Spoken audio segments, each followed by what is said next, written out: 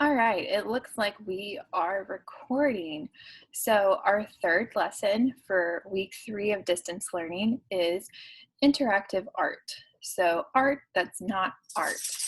And as silly as that sounds, I think it will make sense after we've gotten through all the material. So, this week we're going to learn a lot about art history, but I'm not going to ask you to do a whole lot because I want you to be focusing on your Alice in Wonderland pieces that are due April 17th. So, I will not be giving you a whole ton to do today, just a little bit. All right, so a reminder about communication for those of you that are just now kind of getting updated and just now starting to do the assignments. The way that I will be communicating with you the most is through Remind 101. So please make sure that you're still signed up for that. That's how I shared this video with y'all. So that is where I will send announcements, and that's where I will share links. And then the content that I'll be sharing with you will be given each week. Grades are going to count from here on. Deadlines are real from here on. So make sure that you're checking the content and doing the lessons each week. And like I've been saying the whole time, I feel like I say this a lot, so I'm sorry for those of you that have heard it a lot, but if you have a question, please reach out. Email is the best way to reach out to me and all of your teachers. And if you don't already know my email, then it is on my teacher website. So if you go to the high school website and then click on faculty and staff, you will see a whole list of teachers there. And for each teacher's website, if you go to their website, like click on their name, there will be a bio somewhere on the page, and right under their name, you should see a little icon that looks a lot like the icon right here on the screen, but it's like a little closed envelope. If you click on that, it will contact your teacher through email. You should know my email, but I'll tell it to you one more time. It is Karen, which is spelled K-A-R-Y-N-E, period, cross, C-R-O-S-S, at dcsms.org. So all your teachers' emails are set up like that. It's their first name, period, last name, at DeSoto County Schools, Mississippi.org. A few of you have come to office hours and a few of you have been confused about office hours. So let me explain that a little bit today. So what I'm doing is each Tuesday and Thursday at 11 o'clock in the morning, I am creating a Zoom meeting and signing on. So what I do during that time is I am on the internet, and I am kind of like this, in a program that allows you to download the app, and then you can either just voice communicate, you could chat through that app, or you can do video. I've set it up so that there's a waiting room. So usually I'll have, one or two students in the waiting room at a time, and then I'll talk to a student for anywhere from like 2 minutes to 5 minutes, and then I'll talk to the next student. That's been working pretty well so far.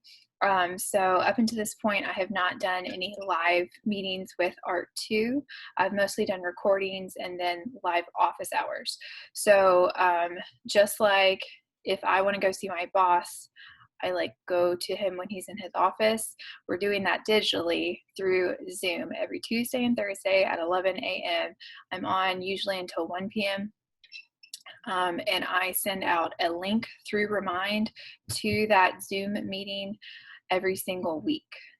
If that confused you, don't worry, you can just keep emailing me. All right, the final thing that is important is Google Classroom. So I am super grateful that we all got Google Classroom kind of set up before this happened. But what I'm doing is posting assignments on Google Classroom each week. That is the best place to upload your work and share your work with me, because I can give you feedback almost immediately. Usually Google Classroom sends me an email or a notification when you do do post things in there. Sometimes it doesn't. So if it takes me like a day to grade something, that's probably what happened. But every so often I just go in there and check to see if there are any assignments turned in. After this week, things will be put into PowerSchool as well. If you had done some assignments in the past and they were ungraded, you will now get a grade for those assignments now that we have been giving clearance to grade y'all. If you have not been doing work because you didn't think it was important, it's going to be real important real fast. So please make sure that you get caught up. If for some reason you cannot get on Google Classroom or you don't have a device that you can use to do work online, please contact me, send me an email, and I will be happy to work something else out with you. The school is offering packets where I send all my materials to a principal. The principal prints out a packet for you. You come pick up the packet, sign it out, do the work at home, and then turn the packet back in, and then I grade it. The only drawback to that is you're not getting immediate feedback. You don't know what your grade is until after you've turned everything in, and you don't get as much direct communication and teaching. So I would recommend doing things online if possible. But if you need a packet because you don't have a computer or you don't have reliable internet or your phone is out of data, we understand all those things. So as a school, we're trying to make sure that everyone has fair and equal access to assignments and to learning. So please reach out to me through email, or you can always contact the school if for some reason you can't get a hold of me. But I've been checking my email every business day, all throughout the day. So please reach out. We are here to help you. All right, so our learning goals, and the learning goals for this week are slightly different than the ones from the past week, but we're still doing the same basic things. But I was concerned that maybe you would think that there was just like a lot of history and you weren't sure why. So let me make sure I break that down for you. This week, I want you to have a really good idea of what a fine artist does. So last week we talked about commercial art and animation and character design, and that would also tie into things like graphic design. So when we talk about design in class, we're really talking about principles that apply to any type of art that you do. And this week, when I focus on art history, I'm going to focus on fine art. So even if you're a commercial artist or you plan to become a commercial artist, having a background in fine arts is helpful. Having a knowledge of the art world and what's being shown at museums is necessary. Just being knowledgeable of your culture and what's going on is going to make you more relevant to your audience. I feel like where we live sometimes puts us at a disadvantage for cultural literacy. And what I mean by that is really the fine arts culture and intellectual culture. So a lot of times we have a culture, but it is different than the kind of culture that you would see in a big city. And so part of what I'm trying to do through this lesson is to expand your cultural literacy. When you go out into the world, when you go to college, when you get a job, you want to know about things. You don't want to be in a situation when you're sitting in a classroom and you've never heard of something like World War II. And so that would also be true about the Mona Lisa. So having cultural literacy is important. Your visual literacy is also important. So the reason I show you so many images of art is so that when you see those images again, they trigger something in your mind. So even if you don't memorize every single artist's name or every single title or the year, being able to see art and recognize that it is important or who might have done it is an important skill, especially if you're going into any branch of the arts. This week, I kind of want to give you an idea of the breadth of art. So I feel like, and this was definitely true for me, the art that we're exposed to where we live and as a young person is usually very traditional. But art has really taken a turn for the non-traditional in recent years. And so I just want to give you an idea of what art can include. I will try not to endorse or not endorse something. I have my own opinions about what is art and what is really art, but I want y'all to be exposed to it. I want you to be knowledgeable about it. I don't want you to be ignorant. Then after we've done the kind of walk through art history, you will apply to your own art making, and you will do a little bit of that in your sketchbook, and then you will do a little project, small, so that allows you to interact with an actual interactive art piece. So for the lesson today, go ahead and make sure you have your sketchbook, make sure you have some kind of writing utensil. For the project, you will need either cardstock or sketchbook paper, something that's a little bit thicker than copy paper, and scissors probably, and just whatever kind of art supplies that you want to use. All right, so what are we doing in this lesson? We are going to learn, and we're going to learn a little bit about modern art today. And I use that term loosely, so you'll see exactly what I'm talking about in just a second. You will research by watching a video of a TED Talk and then reflect on the video. And then I've got questions for that. Then what I want you to do to practice this week, and it's really a lot less practice than we've had to do the past couple weeks, is I want you to brainstorm some things based on the TED Talk about interactive art, and some things that maybe you potentially could do. I'm not asking you to do them. I just want you to brainstorm some ideas. Then the last thing you're going to do is create, and you're going to make a postcard that will actually be part of an art exhibit in the future. All right, so let's get into learning. We are just going to get a crash course here. It's just a taste. There are many, many more pieces that would fit into these categories. There are many other important pieces of art that have been shown in the last several years, but I kind of want to get you up to speed on generally where art is now and where the fine art community is and what is selling. And I'm not claiming to have the latest information on this, but I did a lot of research just to make sure that my knowledge was current. So I'm going to share that with you.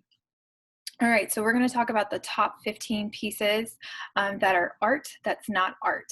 And I'll explain what that means in just a little bit, but I think seeing it will kind of help.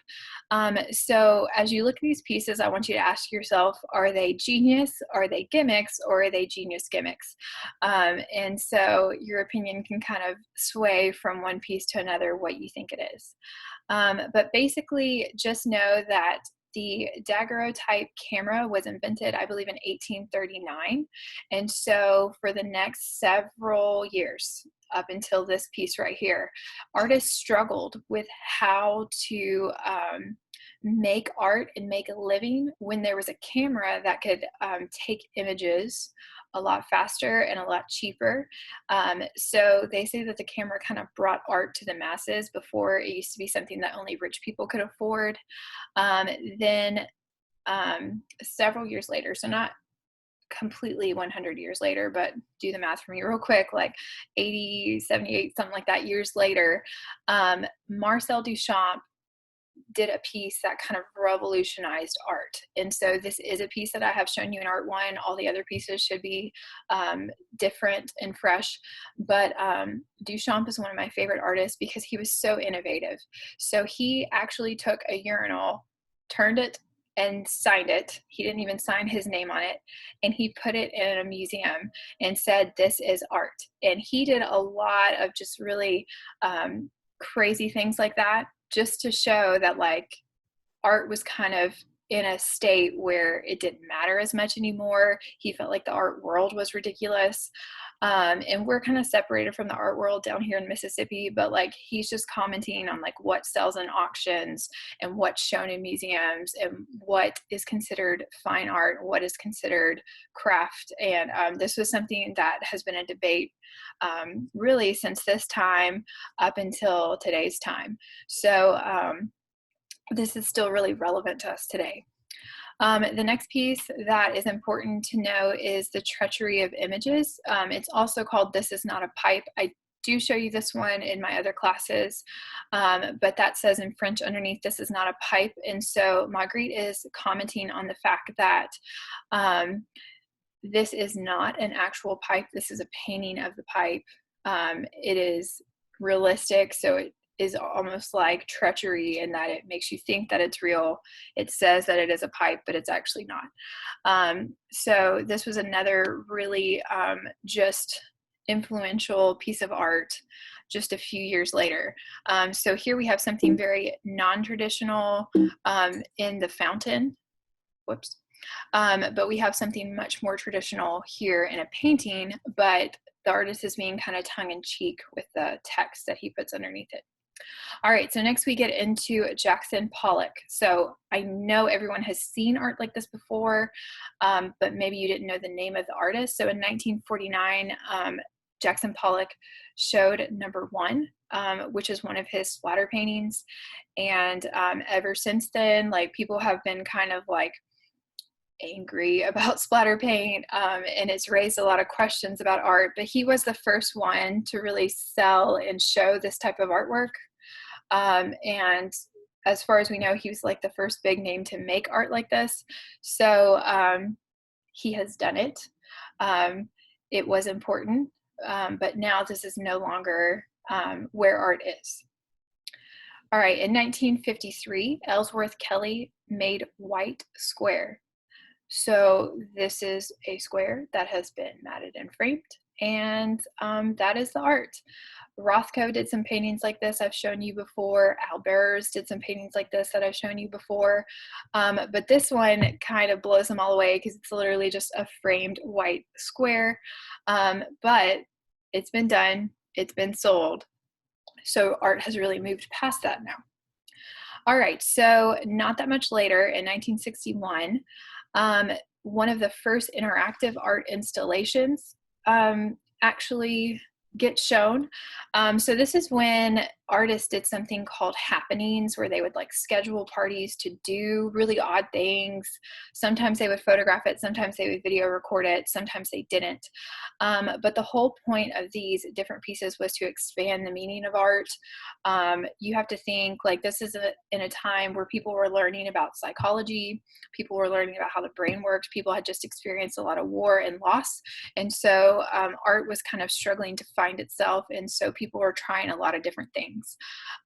This piece called Yard is used tires in a garden, and visitors had to climb through it and experience the art that way.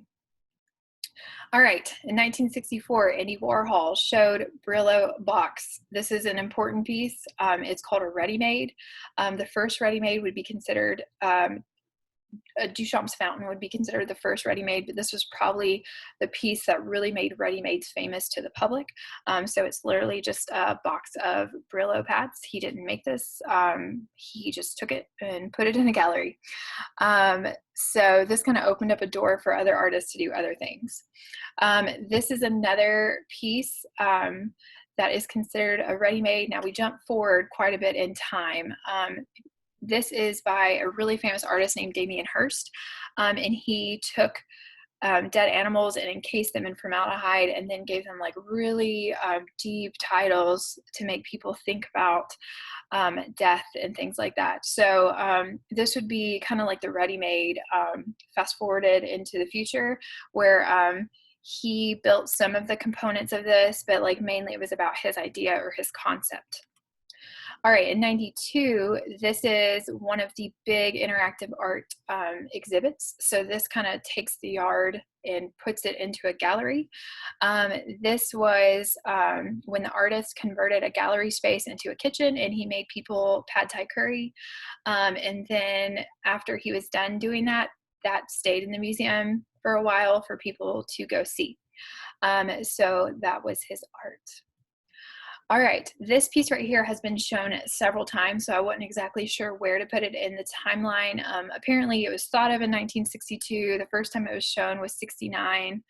In 97, it was shown again, and then I think this is the 2011 version of it, but it might be the 97 one. But basically he covered the floor with peanut butter, and that was the art. And he doesn't really talk about it having a much deeper meaning, but this would be called absurdist art. So like just kind of pointing out the absurd. Um, and apparently some people walked on it on an accident and they got charged for the damages, which I think is pretty funny.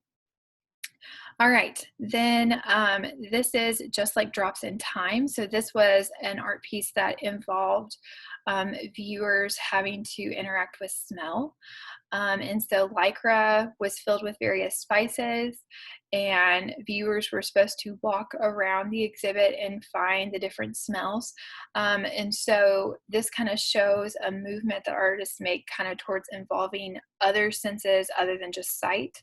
I guess, pieces like Yard included, the physical body having to crawl through all those tires. Then you have the pad thai one that caused people to eat the art. And then this piece here is all about smell. And so that kind of pushes interactive art to the next level.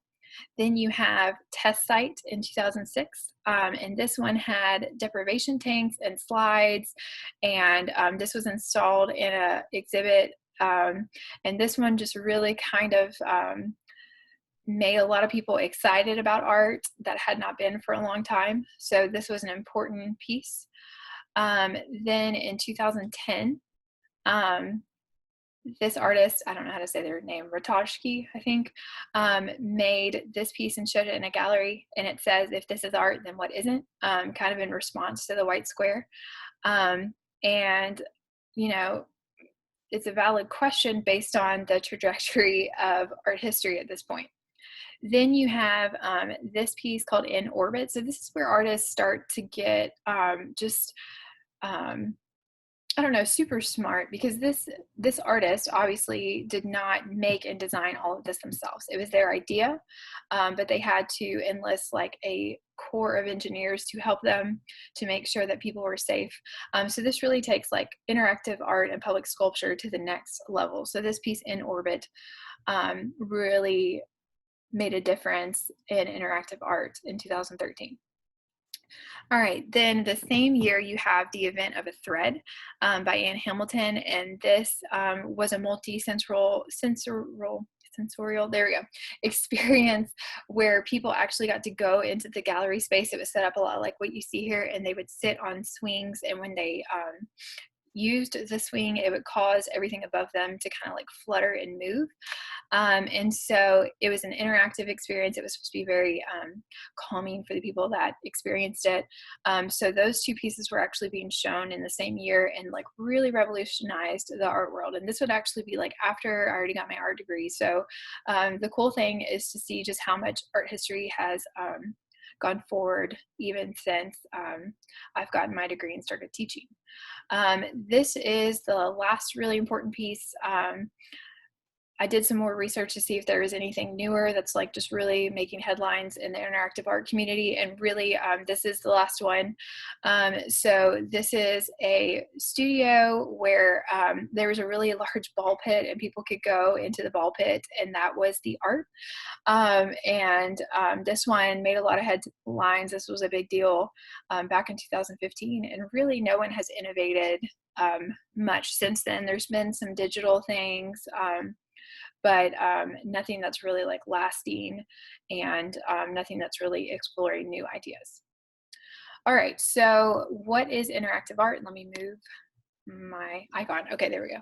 So interactive art engages spectators into interaction with the art. It also emerged in the late 1950s. Artists wanted to find ways to make art less exclusive, less alienating. And so what they're saying is like a lot of people don't go to art museums, which is still true some today. And so they wanted to make art accessible to the public. So that is what interactive art is. So interactive art includes several different things. It includes installation art, which is large-scale mixed media constructions often designed for a specific place. I talk about this a lot in sculpture. Public art is any kind of art or sculpture that is in the public realm, like a park or maybe a civil building like City Hall. Conceptual art is art that is about the idea or concept behind the work more than it is about the finished art product or object, sorry. And then performance art is art that is created through actions performed by the artist or others. This can be live or recorded, spontaneous or scripted. It's about the performance and the actions, not about the actual piece piece itself or object itself. Sometimes this is photographed or recorded, but sometimes it's not. All right, so some important artists. This is for those of you who are interested in fine art, interested in any kind of art degree, you need to know these names.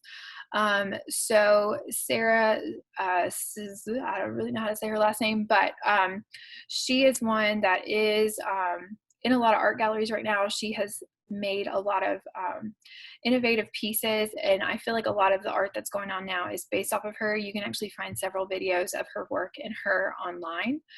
And so she was the first one I wanted to share with you. Kusama is the next one. We've already talked about her, but she's known as an avant-garde artist, and she does very immersive pieces that you walk into, like we talked about. Judy Chicago is an important feminist artist, and she explores women's roles in history, and she does a lot of interactive pieces, or she did a lot of interactive pieces. Damien Hirst is a big name. He was really a rock star back in like 2005, 2006, but he's the one that did the shark that we saw earlier.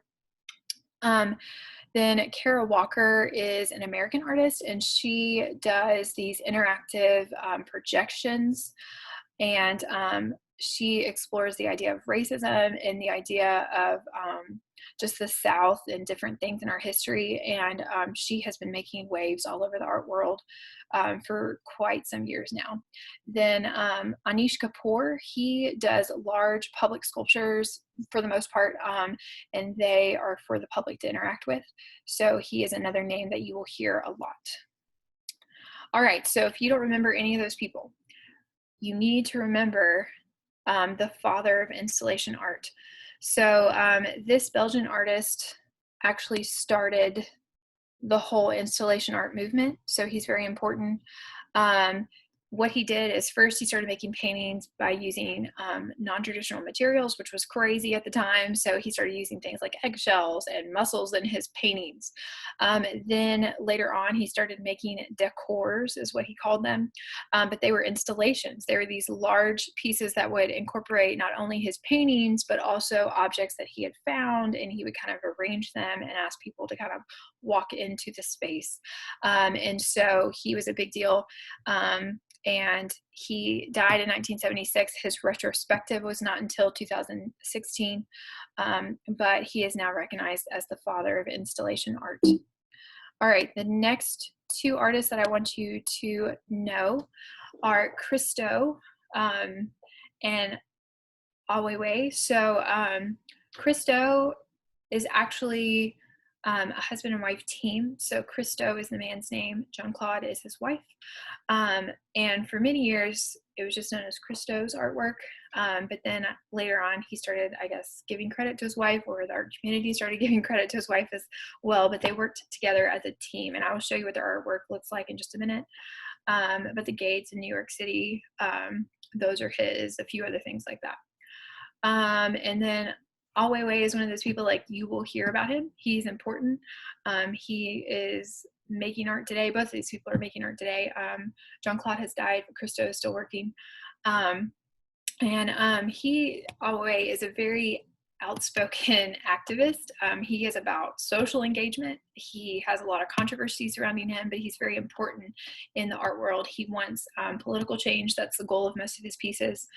So that's what most of his work is about. So an example of Christo's work, these are the gates. This is called Surrounded Islands, the ones that have pink. And this one is his latest work, I believe, a 2016 piece called Platform, where you walk out into this platform. And there's a picture of him. All right, and there is one of Aweiwei's work where he actually made those sunflower seeds out of porcelain to talk about just like consumerism. And there's a picture of him pretty much in character. So he is worth knowing his name. He's worth looking up. Christo is just like a big name you should know as well. All right, so let's get into practice. What I want you to do is watch a TED Talk, listen to the TED Talk, think about the TED Talk, and brainstorm some ideas. All right, so the link to the video is here, but I'm finally figuring out I should also post it underneath the video on YouTube, so I'll do that as well. And then the video that I want you to watch is Duran talking about how I use art to tackle plastic pollution in our oceans. So he's going to talk about his whole process, and then he gets into how he interacts with the community. So kind of pay attention to what he's talking about throughout the video. The questions I want you to answer are on the next slide, and they will also be posted in Google Classroom for you to answer there if you wish. You can answer it in your sketchbook, which is what I recommend, so that all your stuff for my class is in one place. If you don't have a sketchbook, or you left your sketchbook at school, then just use a plain sheet of paper. If you want to type it in your phone, any of those things are perfectly fine with me. But what I want you to think about while you're watching the video is, what was the spark? What event sparked the artist's idea? What did he decide to do about it? Then what was his idea behind the photography that he actually shows? Then interactive, how does he involve the community in his art? How are his works socially conscious? So if he's talking about pollution, like how does he help with pollution? And then is it sustainable? So is it something that he can keep doing for a long time? Is it something that's going to keep making an impact, or is it kind of just like a one-time thing? And then apply it. So what about this artwork inspires you to make art? And everyone's application is going to be a little bit different. You know, maybe this topic isn't really your thing, but maybe the idea that he has behind it is interesting to you, or maybe you like his use of color, maybe you like his photography, maybe you like his composition. So apply it to you in your art making. Then after you've done that, I want you to kind of brainstorm based on his idea. So think of at least 3 interactive pieces that you could make about issues that you're passionate about. So brainstorm a couple issues, maybe settle on one. Then brainstorm what would be like some kind of wacky, interactive, and doesn't have to be that crazy, piece that you could make a little bit more conceptual maybe than the traditional art that we usually do. Then pick one of those and do like just a little rough sketch of it. So this is something that should take you 10 minutes or less, but that is the practice I want you to do this week, and then post in Google Classroom. The video is about, I think, 10 minutes. It's less than 10 minutes, so watch the video for 10 minutes, answer the questions, brainstorm real quick. Should be a quick practice activity. All right, last we're going to get into the project. So hopefully I explained this in a very clear way. I'm going to say it several times so that you'll understand it, but this will also be posted in Google Classroom for you to access, but it is much more detailed here. All right, so first I want to show you a postcard artist. Now, she's not just a postcard artist, she does lots of things, but through all of this I've been introduced to this artist online, and her website is erinfussell.com. Her name is Erin Fussell, and she is doing an art project this year with postcards, and she's going to show them next year. So seems like a really good thing for us to get involved with. We were actually going to be involved with this already before distance learning, but now that we are doing distance learning, it's actually perfect. If you want to look at her work, she does have an Instagram at Erin Fussell. So you can look into her art if you want. A lot of her art is very different. It's very non-traditional. It's very conceptual. So just kind of showing you the breadth of different things that are out there in the art community. So what she is doing currently is she is using postcards to make an exhibit. This whole year she's collecting postcards from everyone who sends them to her. And then she's going to show them next year in an art gallery. If you want to follow her, those are her things. You can check out her website if you want. Be careful when you're looking at her artwork, because not all of it's 100% appropriate. And then her motivations in making art, the idea that she's trying to explore is connections between people, connections between us and place. And she really talks about place quite a bit. She graduated from school in 2011, so she has been a working artist since then. And what your project is going to be is to make a nice postcard to her. Use whatever medium that you want. Make your postcard about 4x6, so it's like that size. She's going to exhibit the postcards in 2021, and then after that she's going to actually print the postcards in a book. The book is supposed to be sold, and all the money raised from selling the book is supposed to go towards helping homeless people. She's updated her website recently to talk about how she feels like those people are greatly impacted by COVID-19 and that she wants to help them. She was already giving the funds to them anyways, but I feel like that's a very noble cause. The link right up there to her Instagram that actually takes you directly to the post that talks about this project. Her bio has information about it as well. What topic she wants you to kind of explore in your art piece is your current inner and outer landscape. She wants you to interpret that however you want to interpret it. It can be physical, so your physical landscape, or it can be emotional, how you feel on the inside, and use the current events as inspiration for this. She is collecting postcards for the entire year, but I would like to see these postcards posted in Google Classroom within about a week. The address that you're going to use, and go ahead and write this down, is Aaron Fussell, P.O. Box 13414, Los Angeles, California, and that zip code is 90013. All right, so this is an example from her Instagram of a bunch of different postcard covers. So like I said, any medium, just make sure it's going to make it through the mail. That's why I wouldn't use copy paper. The back of a postcard is usually structured like this. So just in case it's been a while since you've seen a postcard, your message would be in this blank area on the left. So you would say like, "Dear Aaron," or whatever, and then write, and then sign your name. Don't put your full name. You're under 18, so put like your first name. And then you would put a stamp here. If you don't have postage, don't worry. We won't worry about that right now. But if you do have stamps at your house, like go ahead, stamp it, mail it, and then the address would go here. So her name would go first, Aaron Fussell, and then the address would go underneath. You are sending it to a post office box, so she's protecting her identity in place of residence as well. So how I want you to share this with me so that I can give you a grade for it is I want you to take your phone when you're done making it and take a photo of the front so I can see like what you drew or collaged or painted. And then on the back, if you'll flip it over, take a picture of that so I can see like what you wrote to her, talking about your inner and outer landscape, and then that you wrote her address. If you have postage at your house, go ahead and ask your parents like, "Hey, can I borrow a stamp?" And go ahead and mail it off after you've taken a picture of it. If you don't have stamps, because like a lot of people don't have stamps in their house, then don't worry about it. Just hold on to the postcard, keep it in your sketchbook so you don't lose it. And then when we get back to school, I will take the postcards and I will mail them to her. We have until the end of the year. Make sure you use sturdy paper. Once again, the size is about 4x6. And then you can use whatever medium you want. Write to Aaron on the back, not to me. And make sure that you kind of follow the format of how to do a postcard so that the post office knows where to send it and what you're trying to mail. On her website, she mentions putting a return address so that she can send it back. Don't do that.